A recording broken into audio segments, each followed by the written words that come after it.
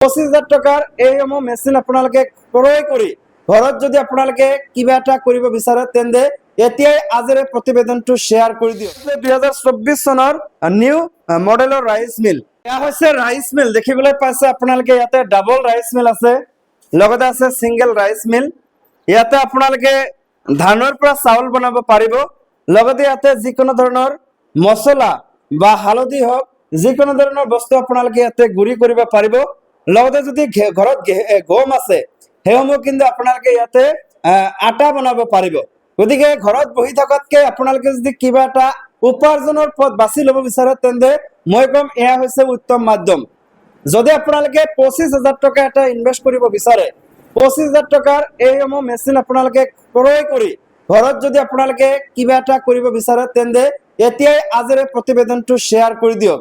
Share কৰি সকলোকে জনাই দিয়ক যে আপোনালোকে এইটো কাম কৰিলে প্ৰতি মাহে কিন্তু 30,000 পৰা 50,000 টকা উপাৰ্জন কৰিব পাৰিব।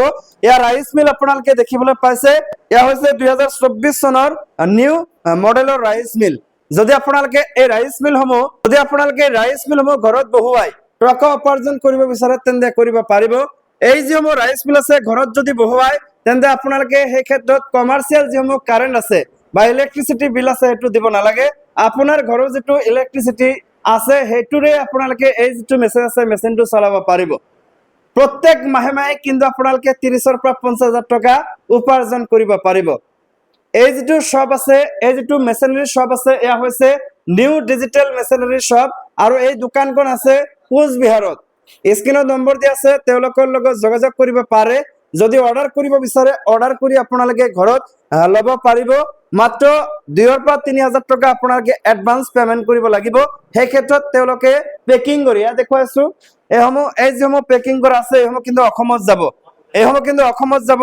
গতিকে আপোনালোকে দেৰি নকৰি যদি কিবা এটা কৰিব বিচাৰে এতিয়া স্ক্ৰীনত নম্বৰ দিয়া আছে, কল কৰি এতিয়াই অৰ্ডাৰ কৰি লওক। নাইবা আপোনালোকে যদি অসমৰ ধুবুৰী বা বৰপেটা বা গোৱালপাৰা বা যদি আপোনালোকে বঙাইগাঁও জিলাৰ পৰা বা চিৰাং জিলা বা কোকৰাঝাৰ জিলাৰ পৰা যদি চাই আছে তেন্তে আপোনালোকে কিন্তু কোচবিহাৰ বেছি দূৰ নহয়, ইয়াতে আহিও কিন্তু আপোনালোকে লৈ যাব পাৰিব। তো গতিকে যদি অৰ্ডাৰ কৰিব বিচাৰে এতিয়া অৰ্ডাৰ কৰক, আৰু যদি আপোনালোকে কল কৰি সুধিব বিচাৰে সোধক, স্ক্ৰীনত নম্বৰ দিয়া আছে।